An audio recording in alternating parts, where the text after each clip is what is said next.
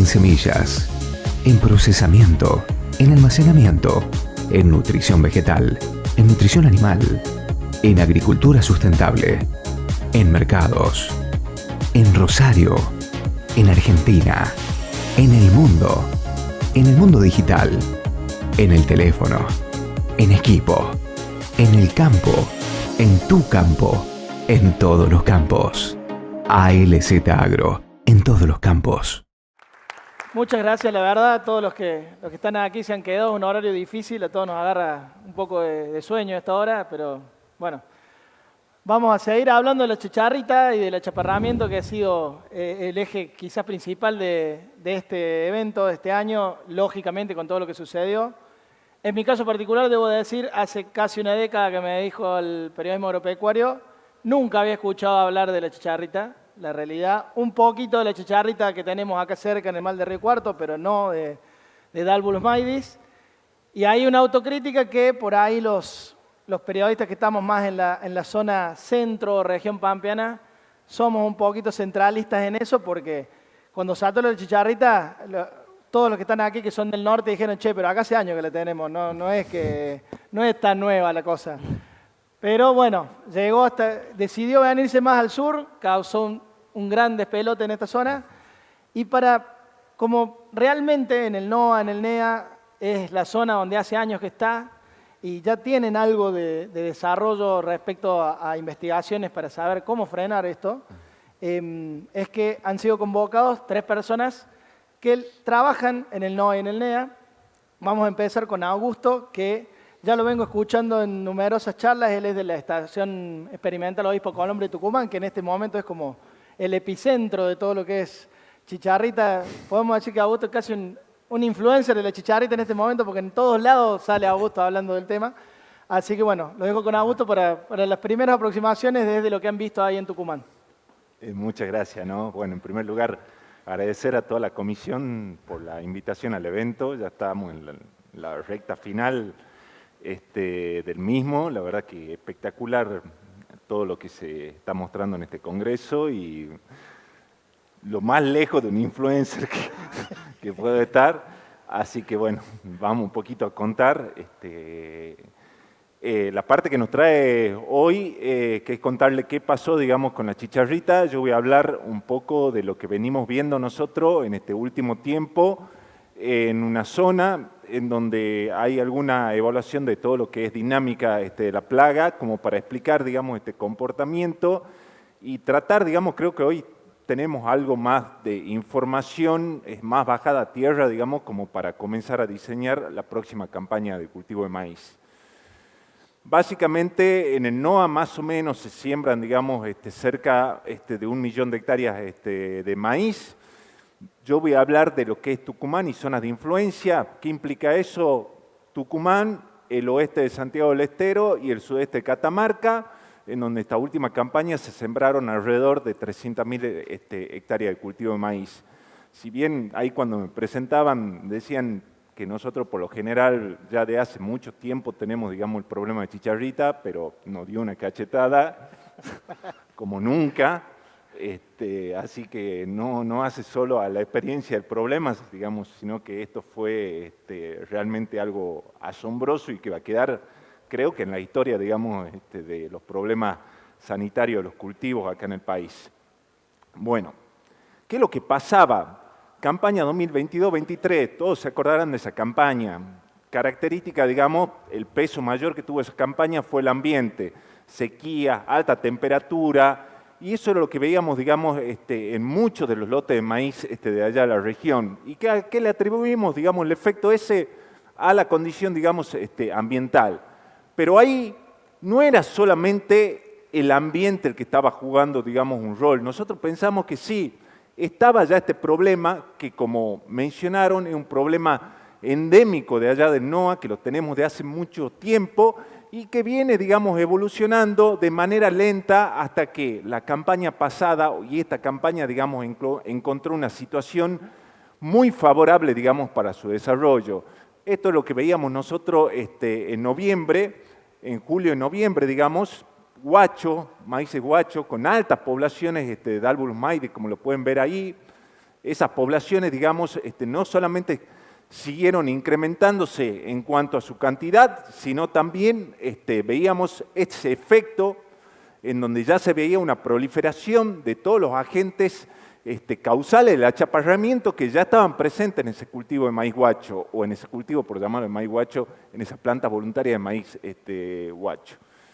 Eso ha determinado, digamos, que no solamente se vean incrementado la población de Dálvulus, sino también el grado de infectividad.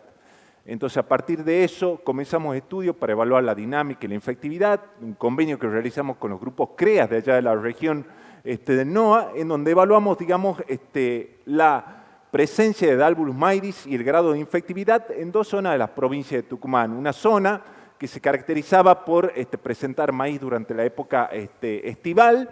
Antes del maíz estival podíamos tener presencia de cultivos invernales, maíces guachos, en donde se puede refugiar la plaga y en el caso de los maíces guachos multiplicarse. Esta era la situación de la dinámica en esa zona. Pueden ver, arrancamos con cerca de 20 chicharritas cuando largamos el estudio en septiembre del año pasado. La presión fue disminuyendo a lo largo del tiempo, ya acá comenzamos a tener condiciones para que se comience a desarrollar, tenemos maíz voluntario, lluvia, temperatura, en donde comienza a incrementar la plaga. Ahí largamos siembra del cultivo de maíz y después, obviamente, cuando ella tiene el cultivo y la condición, pueden ver cómo se incrementa, digamos, la ocurrencia, la cantidad de chicharritas, llegando a picos de casi 1000 chicharritas, digamos, por trampa. Tiene cultivo, condición ambiental para su desarrollo. Y eso fue lo que ocurría en el cultivo de maíz cuando nosotros lo monitoreamos. Situaciones, veíamos valores bajos de chicharrita, menos de una por planta. Pueden ver recién acá, ya en B4, B5, comenzamos a tener más de una chicharrita por planta. Pensamos que no, ya está, el problema, digamos, fue muy leve en esa zona, pero bueno, también no teníamos en cuenta algunos aspectos que hacen a la multiplicación de la plaga. Comienzan a aparecer las ninfas en esa zona, pueden ver, comenzamos a tener presencia de ninfa y cómo van evolucionando a lo largo, digamos, del tiempo. Y por ahí lo que no teníamos presente era esto, el grado de infectividad de esa población, digamos, que partíamos de un 3% y llegamos a los momentos en donde teníamos más de un 50% de esa población infectiva a espiroplasma. Nosotros en esa zona estábamos en febrero, marzo, con esos maíces que estaban espectaculares, con un color verde intenso. Decíamos, ya estábamos del otro lado, digamos, ¿qué es lo que pasa? Nosotros tenemos mucha genética, digamos, que es susceptible al complejo de patógenos, sumado a los niveles de chicharrita que tuvimos después en esa situación, digamos, que si bien fueron bajos al arranque, pero después se vieron incrementados, digamos, significativamente. Y esto en el transcurso de 15, 20 días ocurrió esto, digamos, esos maíces que nosotros veíamos espectaculares, que ya estaban del otro lado, nos llevó a ver esta situación, digamos, con lo cual nos determina un importante aprendizaje, digamos, de esta problemática para la campaña siguiente.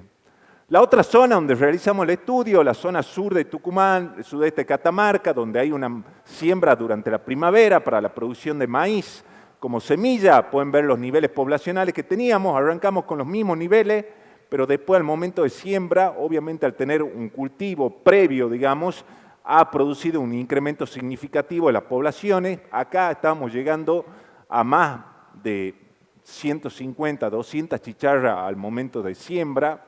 Esto fue la situación ya cuando tuvimos el cultivo estival implantado, hemos llegado a tener niveles de más de 1.500, 2.000 chicharras, digamos, por trampa. Hemos arrancado, como pueden ver, ya con niveles altos en el cultivo.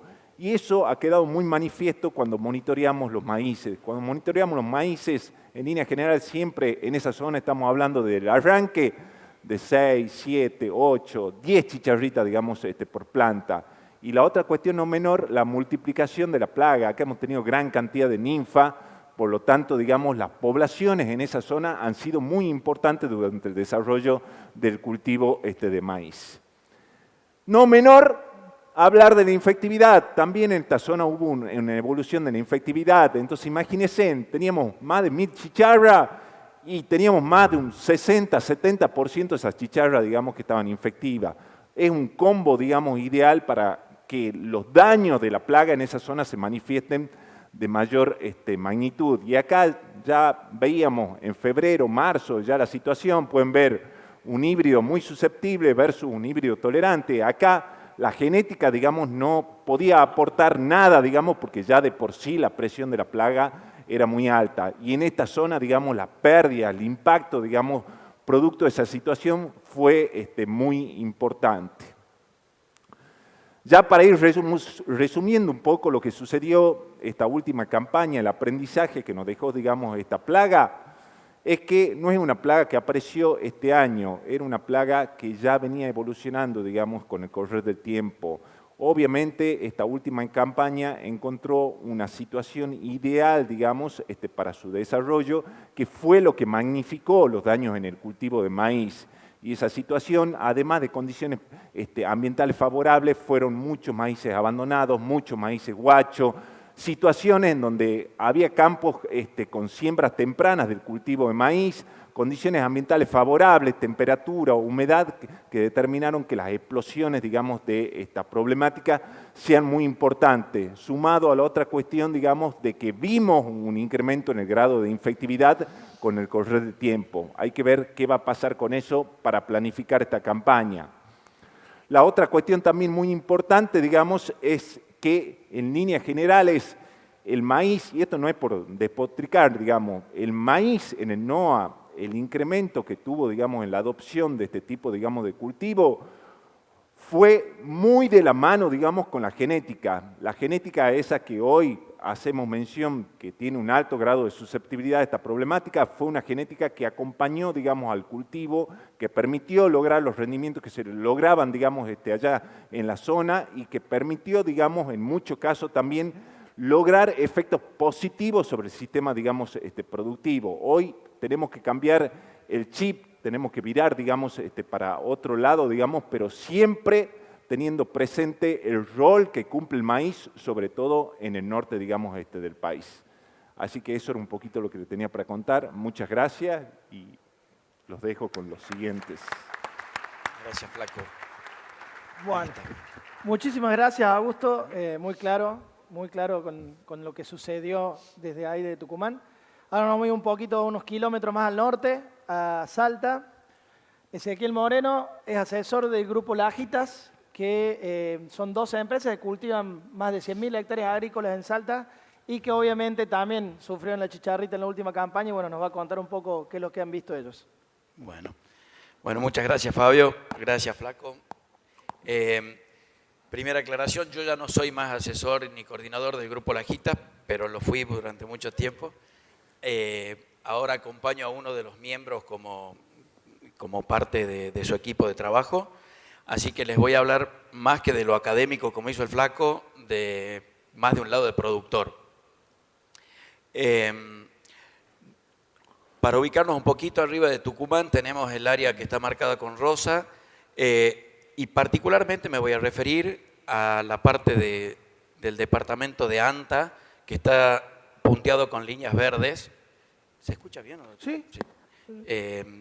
Donde tiene una particularidad, al igual que en Tucumán, que en el sur tiene un área marcada ahí con celeste que tiene riego, donde generalmente sirve para aumentar los potenciales de los cultivos de estación, pero también se hace riego de maíces en lo que llamamos contraestación, con siembras de julio, agosto, y también producción de semilla, igual que lo que contaban en el sur de Tucumán. La particularidad de Salta, que tal vez tenga una extensión muy larga de norte a sur, pero la variación ambiental es más de este a oeste. Quiero señalar eso porque hacia la derecha, hacia el este, decrece normalmente la oferta hídrica, y hacia donde más se creció con el cultivo de maíz. Yo empecé trabajando hace 20 años en el área de selección de híbridos precomerciales para una compañía, y mi primera experiencia de evaluación a campo fue en el área de riego, en verano, un lote que estaba todo rojo por haber sido sembrado con maíz hiperprecoz que debía haber sido de invierno y se había sembrado tarde. Con lo cual, nuevo para nosotros no es, sí nos causó algún impacto de sorpresa, pero como que empezamos a transitar un camino donde nos fuimos conociendo de a poco. En el En la zona en aquellos momentos se sembraban más o menos el 10% del área con maíz, y actualmente, de la mano del rendimiento que permitió la genética templada y la estabilidad de los rendimientos, más el negocio de maíz más estable, pudimos explorar todas las virtudes de la sustentabilidad que nos permitía el cultivo de maíz. Hoy por hoy es difícil encontrar alguna empresa que siembre menos del 30%, del 50% de su área con el cultivo de maíz. Tal vez el cultivo que más perdió fue la soja, porque empezamos a crecer con otros cultivos de especialidades, donde en ese sistema de rotación vimos que la virtud mayor la aportaba sin dudas el maíz. Entonces quedó el espiroplasma marcado como una plaga secundaria. ¿Qué es una plaga secundaria? Aquella que queda con presencia en un lugar, pero limitada en su expresión por alguna condición o de manejo o natural que lo tiene sin poderse expresar en mayores magnitudes. Nuestras lluvias son principalmente de verano, concentradas en 65% desde enero en adelante, y en la de primavera, que tiene un 25%, es prácticamente de noviembre. Nuestras heladas son generalmente en el mes de julio, con alguna en junio y algo en agosto. Entonces tenemos una suerte de vacío sanitario que permitía que vayamos a una siembra de diciembre a enero, y el Dálvulus aparecía todos los años, encontrándonos hasta poblaciones altísimas que incomodaban al recorrer los maíces, pero allá por el mes de abril, mayo, junio. Entonces es como que tenía una situación de asincronía entre el periodo más sensible del maíz con la presencia de la plaga. Y nos quedó cómodo de alguna manera verlo así y ver que a lo largo de los años solamente se expresaba cuando las siembras se iban demasiado tarde, ya febrero les diría, o en alguna situación en las zonas de riego, porque en la zona de riego de alguna manera le hacía el trampolín para que tenga impacto en el cultivo de verano. ¿Qué no advertimos de esta campaña? Perdón, se me pasó. Las heladas fueron prácticamente nulas. Una agronómica de 0 grado en julio. Tuvimos lluvias más tempranas que nunca, con un temporal en septiembre, se siguió con octubre, noviembre. Fue oportunidad para acomodar mucho los campos, sistematizar las curvas de nivel, volver a abovedar caminos, replantear algunas estrategias de malezas. Por ejemplo, se generalizó bastante el uso de rolo faca para controlar los escapes de maleza. De alguna manera habíamos estimulado una cantidad de bancos de semilla de maíz enorme, que con las lluvias que les dije se puso en práctica. Se activó y no nos dimos cuenta, aunque lo veíamos, que Dálvulus estaba ahí. Y a diferencia de lo que venía ocurriendo, que normalmente estábamos muy cómodos sembrando en enero todo el maíz, se abrió una ventana de siembra que empezó en diciembre y terminó en febrero. Conclusión, no vimos, pero la bomba estaba totalmente activada. Yendo a las pérdidas, cuando empezamos a tratar de evaluar esto, vimos que había una incidencia mucho mayor en todos los lotes que estaban próximos a lugares donde el maíz guacho había sido mayor. La zona de riego había sido también una oportunidad de puente verde que volvía a manifestarse por tercer año, y en algunos campos que ya vienen con una experiencia mayor, sostenían que habían tenido una buena decisión de haber dejado de sembrar maíz en invierno, porque por sembrar poco y de alto valor eventualmente, hipotecaban la siembra en general que tenían que hacer para después. Entonces, vieron como muy virtuoso haber decidido no sembrar el maíz en invierno. La ventana de rindes para poder hacer un análisis se complicó muchísimo. Podemos decir que sobre una expectativa de 6.000 kilos terminamos logrando, creo que llegamos a los 3.500 kilos de maíz, y con una pérdida de calidad enorme. Más de un tercio del maíz que se vendió fue con grado 3 con un castigo de precio muy alto. El control de insecticidas que pudimos poner en práctica fue de manotazo de ahogado. En algún momento creíamos que teníamos posibilidades de frenarla, de controlarla. No habíamos entendido nada de lo que era la dinámica de la enfermedad, porque todos los síntomas que empezábamos a ver y creíamos que estábamos a punto de poder frenar, ya habían empezado 40 días atrás. Entonces, creo que tuvimos una muy mala gestión del conocimiento. Y después se nos complicó mucho cuando quisimos entender desde el lado climático qué había pasado. Tuvimos en promedio 2 a 4 grados más de temperatura promedio, según la zona que estábamos hablando, en el periodo crítico del maíz. Con lo cual, carácter aditivo nos ponía en dificultad de despejar el impacto de la chicharrita. Y por último, empezábamos a encontrar algunos campos que por magnitud muy grande y que ya venían con manejos muy virtuosos de malezas, de fertilidad, de manejo de agua, de fecha de siembra, de híbridos. De golpe teníamos como islas dentro del departamento que eran muy buenas y lograron rendimientos 6, 7, 8 mil kilos sin aplicación de insecticidas, o sea, como con mucho contraste de manejo para encontrar cuál era el hilo conductor. Yo, después de haber tenido la oportunidad, y gracias a algunos semilleros que me invitaron y compartir con un montón de gente que realmente sabe de Brasil, termino concluyendo que esta dispersión de situaciones de maíz guacho complicó muchísimo el manejo y fue la madre del problema. Sin duda, para resumirlo, creo que nos faltó gestión del riesgo. De alguna manera sabíamos que teníamos un problema potencial, no fuimos capaces de advertir las señales que estaban transcurriendo y habíamos encasillado el problema como que era de otra región. A veces cuando tenemos una amenaza muy clara, sí prevenimos, pero cuando a veces vemos algo que normalmente no es problema, nos podemos llevar una sorpresa como la que nos pasó. Entonces, creo que la invitación es a entender que en este camino que vamos a transcurrir, pongo una imagen ahí de la Cuesta del Obispo, no llegamos a destino por hacer bien 1, 2 o 3 curvas, sino que todas las curvas son importantes.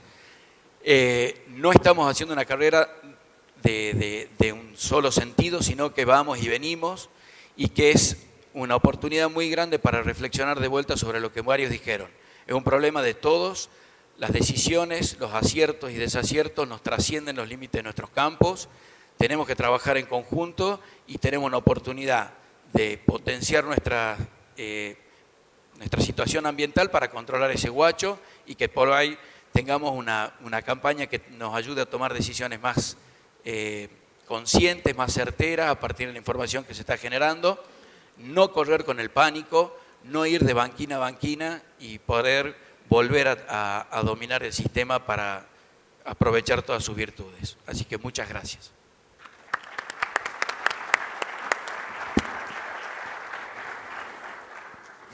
Bueno, ahora volvemos a bajar hacia el sur geográficamente.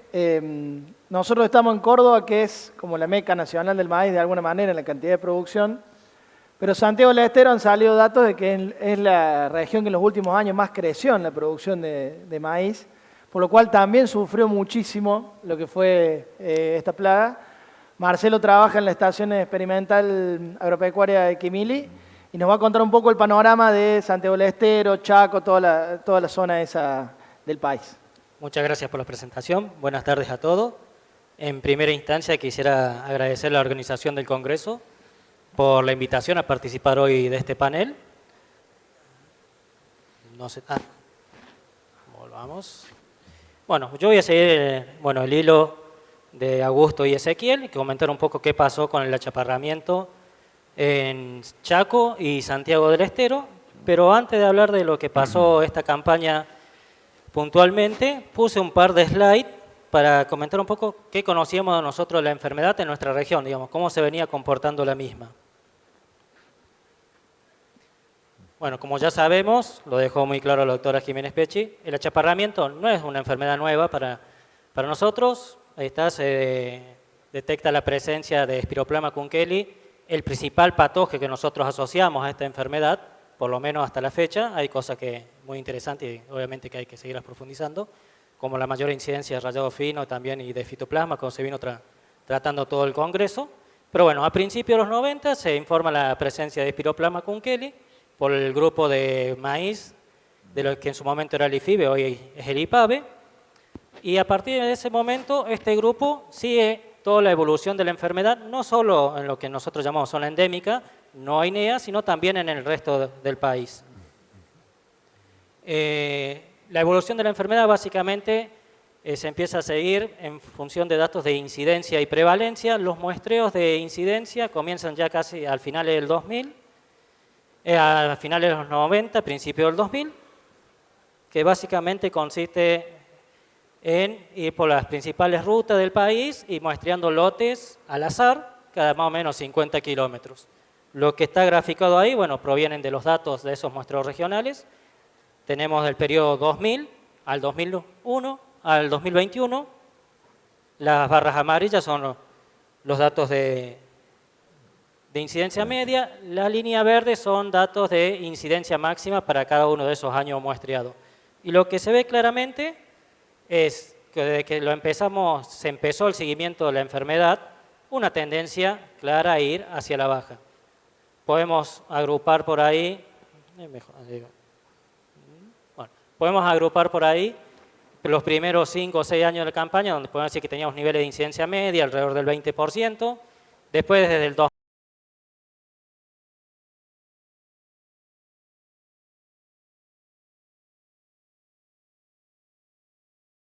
donde básicamente la enfermedad no estaba presente en el NOA-INEA y comienza a activarse de nuevo la presencia a partir ya de la campaña 2017, junto con que ya ahí comienza también, por ahí para los productores de la zona, las mayores consultas. Entonces, si alguien nos consultaba de la zona de Córdoba, ¿qué onda con el achaparramiento en mi zona? Yo le hubiese contestado, bueno, yo estoy en una zona endémica, la enfermedad está presente, normalmente está entre un 10% o entre un 10 y un 20%, que es lo más frecuente que se estuvo presentando, que es común encontrar siempre lotes con altos niveles de incidencia, mayor al 30, 40 o hasta el 100%, pero lotes, no es lo que hemos visto esta campaña. Y obviamente que, lo que mencioné antes, a partir de 2015-2016, los productores de mi región se empezaron a interesar más sobre este problema.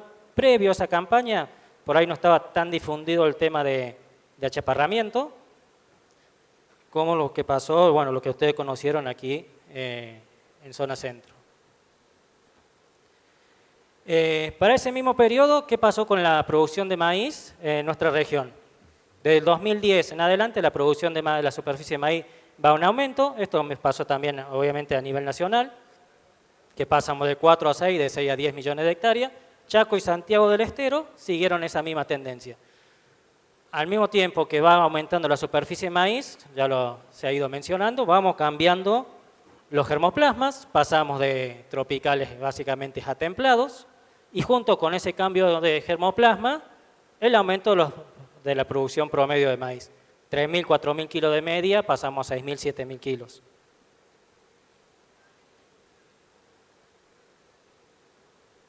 Bueno, para hablar un poco de lo que pasó esta campaña, para muestra basta un botón. Voy a agradecer a la ingeniera Luceña Bolañez del CREA Guayacán, ahí de la zona, que me facilitó los datos de su grupo, que cuando los vi creo que resumen bastante bien lo que nosotros hemos tenido en toda la zona de Chaco y Santiago. Como verán, hay lotes que no se cosecharon. Nosotros no tenemos siembra temprana o siembra tardía, básicamente nuestra siembra se concentra entre el 10 y el 15 de diciembre hasta el 10 o 15 de enero, eso es lo habitual. En esta campaña puntualmente a finales de diciembre se cortó el agua y muchos lotes quedaron sin sembrar y después las lluvias volvieron ya casi a finales de enero, principio de febrero, y los lotes sembrados en esa fecha estuvieron expuestos a una alta presión de Dalbulus y no, sería bueno esa situación donde quedaron los cultivos, es decir, un cultivo expuesto a mucha presión de Dalbulus, no desarrollaron. Lo que se sembró dentro de la ventana óptima, rendimiento medio no ventana óptima, ventana normal para nuestra región, rendimientos medios de 30 quintales, muchos lotes de 8, 10, 15 quintales, al igual que obviamente hubo lotes de 50 o 60 y en esos niveles serían los mejores lotes que hemos logrado para la campaña, ¿no?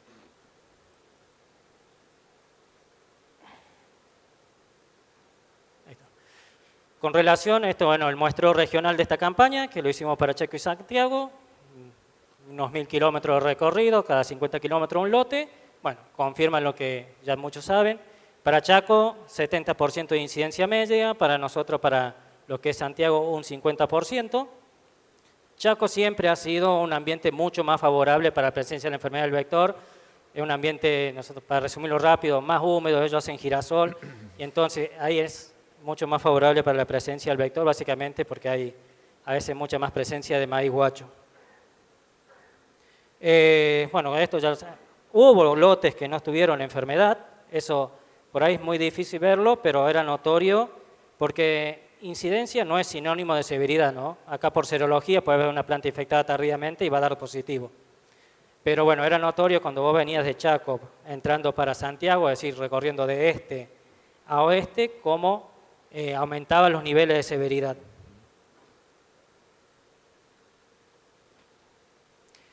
Bueno, esto también se planteó en el Congreso, una pregunta válida, si fue todo espiroplasma, porque en gran parte de donde no se cosechó maíz, tampoco se cosechó soja. 5, 8, 10, 15 quintales soja, 20 quintales promedio fue muy bueno, pero al igual que esto, hay otros ambientes donde por ahí es más fácil discriminar cuánto pudo haber sido espiroplasma y cuánto no, porque se cosecharon 30 o 40 quintales de soja y los rendimientos de maíz no estuvieron dentro de lo esperado. ¿Qué viene pasando puntualmente a las últimas dos campañas? En esta, que la 23-24 y la 22-23, marzo nos viene jugando una muy mala pasada, muy elevadas temperaturas, y eso se está llevando mucho de la producción, que se ha discutido bastante de cómo ha sido el clima, no solamente para nuestra región, sino también acá para la zona centro, ¿no? Y por último, y para ir cerrando y no robar más tiempo, esto también ya se viene discutiendo bastante, qué es lo que pudo haber pasado para que la enfermedad se haya comportado como se ha presentado en esta campaña.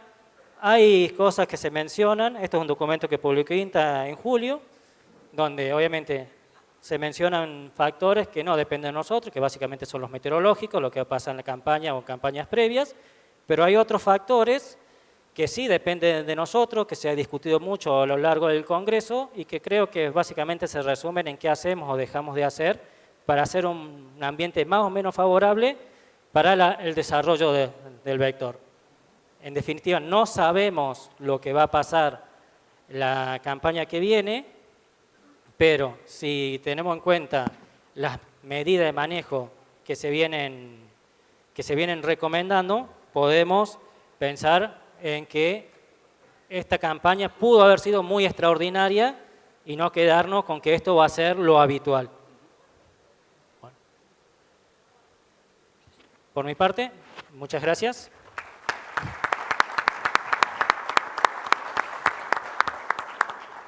Excelente. Bueno, hemos tenido todo el panorama del NEA y el NOA, como decía el título del panel.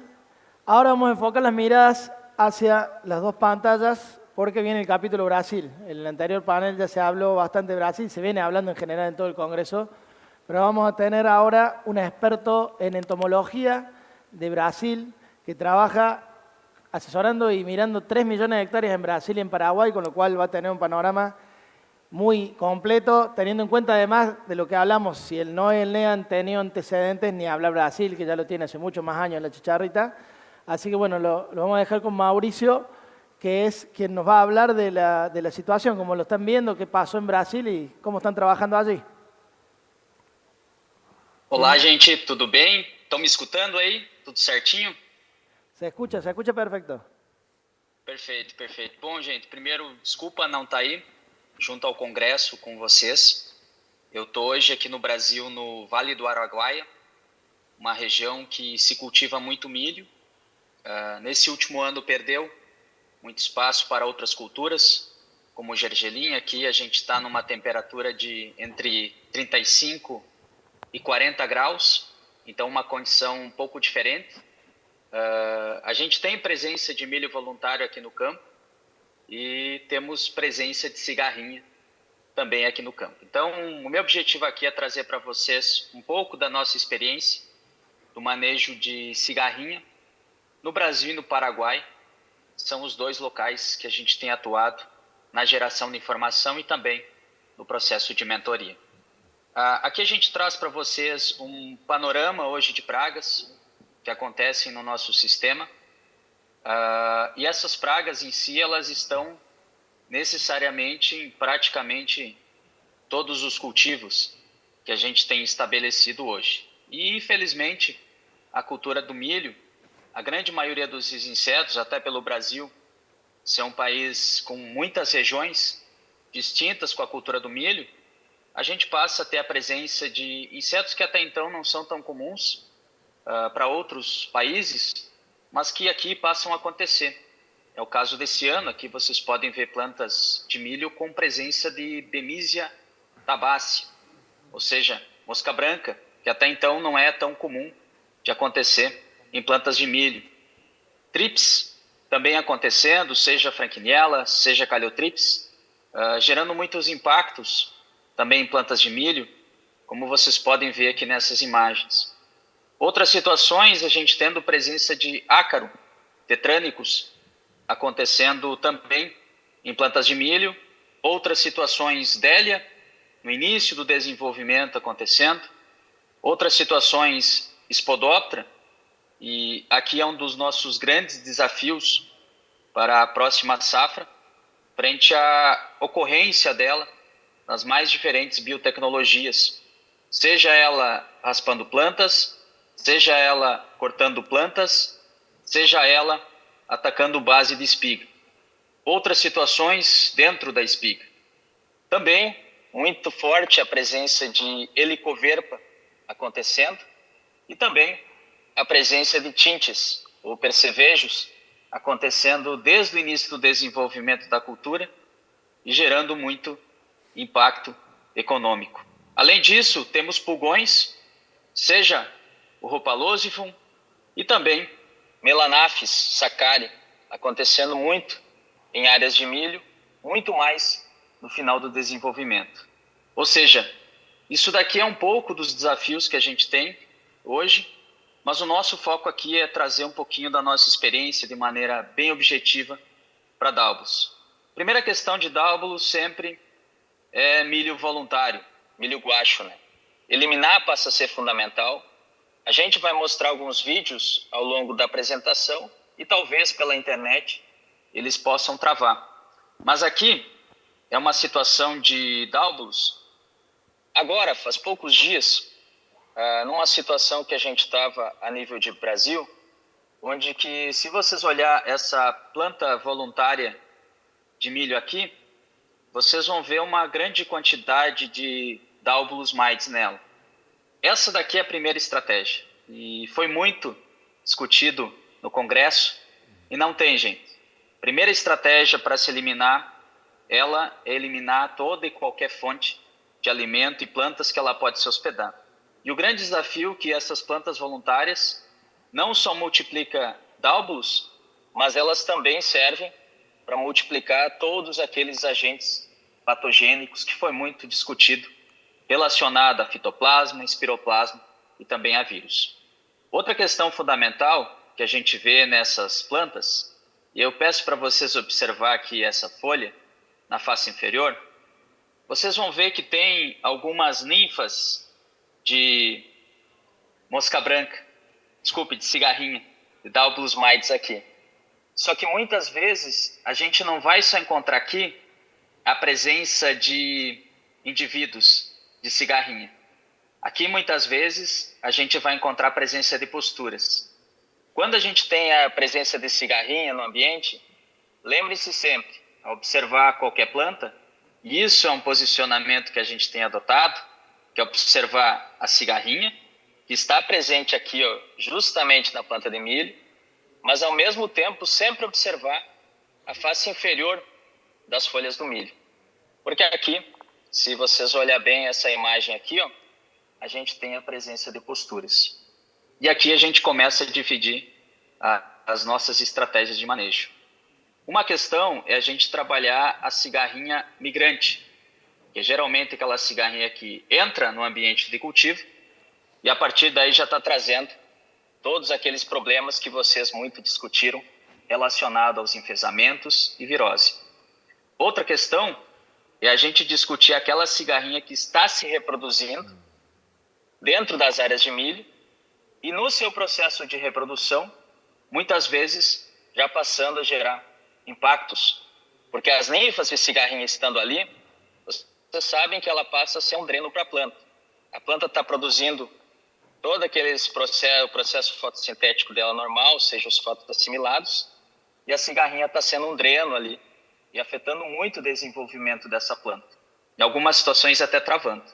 Por isso que a gente pede muito, por mais que a gente se preocupe muito com os enfesamentos, olhem também para o dano direto que esse inseto ele pode gerar, principalmente em situações que a gente tem mais densidades populacionais ou situações críticas como essas aqui que vocês podem visualizar.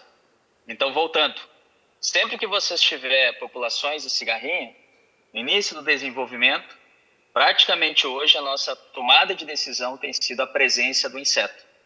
Isso daqui é fundamental para a gente manter a população baixa dela e evitar também que a gente tenha danos diretos. Vamos lá, gente. Primeira questão de cigarrinha que a gente tem visualizado. Implantou o milho, ele emergiu, a planta de milho passa a ser atrativa para a cigarrinha. Isso vai se dar num processo, início do desenvolvimento, que muitas vezes decorre ao longo do ciclo, mas o maior impacto que a gente tem, muito discutido, é no início do desenvolvimento. Depois a gente tem um período intenso de reprodução dela e depois você tem o estabelecimento dela na cultura. Hoje, no nosso manejo, a gente tem posicionado o manejo de cigarrinha pelo menos até o pendoamento, ou seja, pelo menos até o início da fase reprodutiva. E lembre-se que a manutenção de população é fundamental aqui, por quê? Porque após a fase reprodutiva, as ninfas de cigarrinha, elas se concentram muito aqui, em terço médio para inferior do dossel vegetativo. Os adultos de cigarrinha preferem plantas até o pendoamento. A partir do momento que o milho entrou na fase reprodutiva, elas não preferem mais a planta de milho, está na fase reprodutiva e buscam plantas de milho que estão em desenvolvimento. Além disso, a gente sempre tem que tomar cuidado no monitoramento. No monitoramento, em plantas de milho, observem sempre borda e observem sempre o centro da área de cultivo. O fluxo populacional dela no ambiente é decrescente em função da borda da lavoura ou das extremidades dessa lavoura. Além disso, muito discutido, cuidem dos indivíduos migrantes, que é geralmente esses indivíduos que vão trazer os agentes patogênicos e muitas vezes refletir em situações como essa de híbridos sensíveis. Ou seja, e aí vem outro parâmetro que a gente sempre busca. Eliminem milho guacho, selecionem híbridos tolerantes em ambientes que vocês tenham a presença da cigarrinha e mantenham a população baixa dela, pelo menos até o pendoamento. Hoje, mesmo um híbrido sendo tolerante, em altas infestações, ele também pode vir a manifestar ou também pode vir a ter prejuízos muito significativos. Algo que me preocupa muito é quando a gente tem altas infestações de cigarrinha. E aí, em uma presença de ninfas muito grande, acontece isso daqui, ó. Você tem aqui um local de alimentação dela. Ao ela se alimentar, o excesso de açúcar que ela se alimenta da planta, ela excreta. Ele passa a ficar acumulado aqui sobre a superfície das folhas que estão logo abaixo. Isso daqui se reflete muitas vezes em situações como essa daqui, onde que você passa a ter em função desses açúcares a manifestação de fumagina. E aí, para ficar bem claro, hoje, por mais que a gente discute muito enfesamentos, que é muito importante, lembre-se que cigarrinha também causa dano direto. E aqui você tem a diferença de uma planta infestada e uma planta sem infestação. A diferença está justamente na massa do grão de milho. Isso afeta muito o potencial produtivo. Ao estabelecer o monitoramento, lembrem-se essas placas pelo menos 30 dias antes de colocar ou implantar ou semear a área de milho. Pelo menos 30 dias antes. Só que lembrem-se que após a semeadura, se a cigarrinha tiver que escolher entre a placa e a planta, ela prefere a planta de milho. Esse é um detalhe importante. Além disso, existe uma série de estratégias que envolvem desde nutrição de plantas, desde escolha do híbrido e principalmente trabalhar no início da infestação. Lembrem-se do horário para a aplicação da cigarrinha. Horários mais quentes do dia, para a grande maioria das ferramentas e dos produtos que a gente for utilizar, a gente tem menor efetividade. Lembrem-se que a gente possui algumas ferramentas. Elas vão entregar de 60% a 65% e vão entregar 65% a 70%. Mas é fundamental que junto nessas aplicações de ferramentas químicas, lembrem-se das ferramentas biológicas. E aqui, talvez eu possa tomar um pouco a mais do tempo, mas tem um gráfico aqui que é muito importante eu mostrar para vocês. Todo o trabalho que a gente fez de cigarrinha, e para a maioria das ferramentas, dos inseticidas utilizados no mercado, a gente costuma fazer uma curva-resposta da ferramenta, ou do ativo, para com o alvo. E nesse caso aqui, eu estou utilizando 2 produtos de referência para cigarrinha. Eu estou usando aqui o Politrim, que é uma associação de cipermetrina mais profenofós, da empresa Singenta. E aqui eu estou utilizando o Octane, que é Isária, com usorrose, agora mudou para Cordíceps, da empresa Copert, que na Argentina agora foi registrado como Usane. O que eu quero destacar aqui para vocês? Esses produtos, eles têm uma evolução em função da dose utilizada. Contudo, chega um momento que para a cigarrinha, eles se estabilizam. Então aqui, se vocês olhar, o Politrim, ele se estabilizou na faixa de 73% de performance. Já o Usane, ele se estabilizou aqui a 500 ml em torno aqui 50%, 60%. Porém, se vocês olhar aqui, para a gente conseguir chegar a níveis maiores de produtividade, eu tenho que utilizar muitas vezes mais que o dobro dessas ferramentas. E se torna muitas vezes muito caro. E aí, o que a gente buscou trabalhar? Vamos trabalhar essas ferramentas em conjunto, vamos buscar sinergismo. E aqui eu trago um dado interno para vocês do meu trabalho hoje de consultoria. Isso daqui talvez seja um dos maiores bancos de dados de eficiência de inseticida, levando em comparação série histórica. Se vocês olharem aqui, está bem de maneira pequena, mas aqui em cima a gente tem dados de eficiência de produtos desde o ano 18, da safra 18-19, desde 2018 até agora, safra 23-24. O que eu quero destacar para vocês aqui? Ó? Quando a gente tem o Politrim a 1.200, a nossa performance aqui, série histórica, ficou em 73%. Quando a gente pegou esse Politrim e associou, no caso, a Usane, ele veio para 85%. Então, voltando, hoje, ferramentas químicas, inseticidas químicos e inseticidas biológicos, eles têm efeito sinérgico. Associados, eles são potencializados e melhoram muito a performance para nós em relação ao manejo de Dalbolus mites. Para vocês aqui entender, os nossos produtos eles variaram de 56% a basicamente 70%. Então, basicamente, foi essa a variação que a gente teve aqui das ferramentas utilizadas. Por fim, gente, existem outras ferramentas que a gente hoje utiliza para o manejo. Se a gente for analisar hoje, entre todas as ferramentas aqui, o Plinazolin é uma das ferramentas que isoladas entrega muita performance para dar o Blues Mites, mas o que tem que ficar de mensagem é que, em função do híbrido de milho, você tem muita variação em termos de resposta a manejo, mas principalmente, hoje, manejar a cigarrinha do milho para nós é muito importante. Mauricio, porque aqui é de vocês... Oi. Mauricio, perdón, necesitamos ir cerrando ya por cuestiones de horarios, si ya podemos ir a alguna con las conclusiones. Perdón, pero ya nos quedamos sin tiempo. Tudo bem. A mensagem que tem que ficar é o seguinte.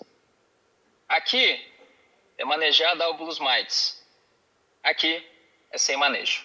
Uma diferença muito grande e muitas vezes passa de 38 sacos. Estourei o tempo. Desculpa, gente. Foi um prazer estar aqui com vocês. Semana que vem a gente vai estar junto com alguns de vocês aí na Argentina. Tá bem, pessoal? Obrigado.